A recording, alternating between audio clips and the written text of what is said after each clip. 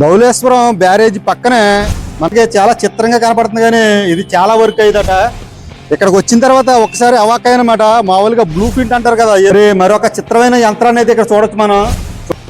ఇది మరొక యంత్రం అండి. చూడండి, మనం ఈ ధవళేశ్వరం బ్యారేజ్ ఆనకట్ట కట్టినప్పుడు మామూలుగా పెద్ద పెద్ద దొంగలు, తర్వాత ఏమో పెద్ద పెద్ద బరువు వంటి రాళ్ళు ఎత్తడానికి చూడండి, ఇక్కడైతే దీనికి ఒక ఉక్కు కూడా ఉండడం జరిగింది. ఈ ఉక్కు కట్టి తర్వాత లాగివ్వరట పెద్ద పెద్ద దొంగలు అయ్యని. ఇక్కడైతే క్లియర్ గా మెన్షన్ చేశారు, రాశారు. చూడండి, ఇటువంటి ఇంకా చాలా ఉన్నాయి. ఇక్కడ ఎదరికెళ్ళి చూద్దాం. చూడండి ఎంత పెద్దదిగా ఉందో. ఈ కాటన్ బ్యారేజీ కట్టేటప్పుడు మామూలుగా హోల్స్ చేయడానికి ఇప్పుడైతే డ్రిల్ మిషన్ లో వెరైటీగా వచ్చినాయి. ఎంత పెద్దదిగా ఉందో చూడండి. డ్రిల్ మిషన్ హోల్స్ చేయడానికి అయితే ఇది ఉపయోగించేవారట. చాలా ఎక్సలెంట్ గా ఉంది కదా. హోల్ చేసిన తర్వాత డ్రివిటింగ్ చేసేవారు. చూడండి, ఇక్కడైతే దీని గురించి అయితే క్లియర్ గా రాసి ఉంది. ఈ పక్క చూపించి ఇక్కడైతే రాసి ఉన్నది చూసారా దీని గురించి. ఈ యంత్రాలు చూస్తుంటే అప్పట్లో ఎంత కష్టపడేవారో అర్థమవుతుంది.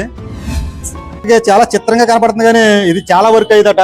మామూలుగా రివిటింగ్ చేస్తారు కదా ప్లేట్లు జాయింట్లకి, ఆ రివిటింగ్ గురించి స్టీమ్ తో రన్ అయ్యేదట. ఇది స్టీమ్ తో రన్ చేసి ఆ జాయింట్లు అయితే రివిటింగ్ చేసేవారట. ఇప్పుడైతే టెక్నాలజీ కొత్తగా వచ్చి చిన్న మిషన్లు అయితే రావడం జరిగింది.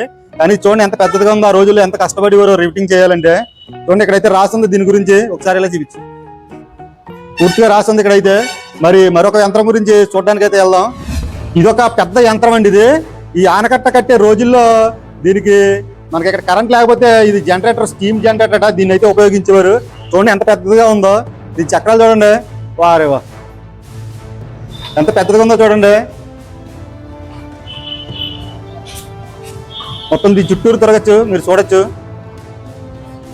ఆ రోజుల్లో పవర్ లేకపోవడంతో దీని నుంచి అయితే పవర్ అలా తీసుకుంటేవారట. దీని జనరేటర్ ఆన్ చేసి మరి బొగ్గుతో రన్ అయితే ఎలా రన్ అయిందో స్టీమ్ బాయిలర్ అన్నమాట. ఇది స్టీమ్ బాయిలర్ అటది. ఇక్కడ కూడా చూసి రాసి ఉన్నదే. మొత్తం దీన్ని అయితే పూర్తిగా రాసి ఇక్కడైతే మెన్షన్ చేశారు. వేరే దానికి వెళ్దాం.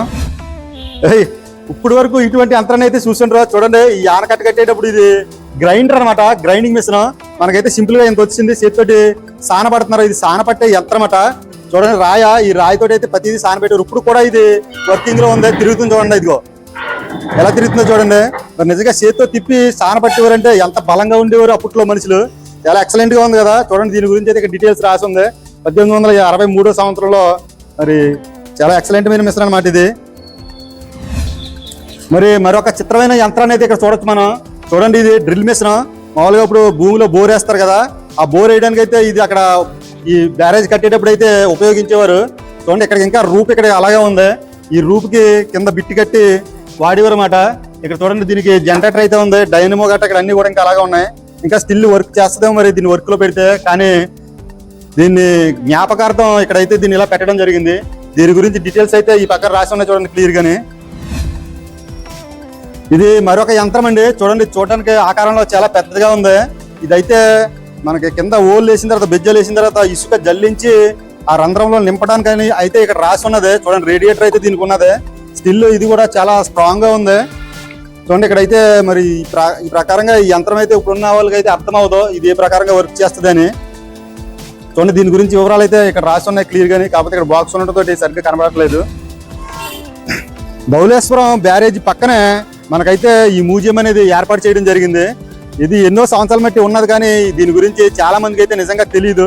ఈ వీడియో ప్రతి ఒక్కరికి షేర్ చేయండి. మీ పిల్లలతో ఎక్కడికైనా టూర్కి వెళ్ళాలనుకుంటే మటుకి ఈ రాజమండ్రి సమీపంలో ఉన్న వాళ్ళందరూ కూడా ఇక్కడికి ఒకసారి విజిట్ చేయొచ్చు. ఎందుకంటే మీ పిల్లలకి ఒక అవగాహన వస్తుంది.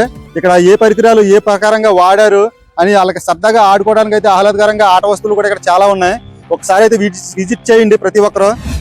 ఇక్కడికి వచ్చిన తర్వాత ఒకసారి అవాక్కయ్యనమాట. మామూలుగా బ్లూ ప్రింట్ అంటారు కదా, ఏదైనా బిల్డింగ్, హాస్పిటల్స్ పెద్ద కట్టేటప్పుడు ఒక డ్రాయింగ్ అనేది ముందు తయారు చేసుకుంటారు. అలాగే ఈ బ్యారేజ్ కట్టేటప్పుడు దీనికి ఒక డ్రాయింగ్ అంటే బ్లూ ప్రింట్ ముందే తయారు చేసుకుని పెట్టుకున్నారు. ఏ విధంగా కట్టాలి, ఎలాగా ఇచ్చేయాలని. ఒకసారి దీన్ని పూర్తిగా ఈ వీడియో చూడండి. ఏ విధంగా కట్టాలి, ఎన్ని గేట్లు వస్తున్నాయి, ఏంటి అని అన్ని కూడా ముందే ఒక బ్లూ ప్రింట్ తయారు చేసుకుని ఇక్కడైతే ఇలా పెట్టుకుని దీని ప్రకారంగా బ్యారేజ్ స్టార్ట్ చేశారనమాట. ఏ వర్క్ చేసినా కానీ ముందు మనకు ఒక ప్లానింగ్ ఉండాలి.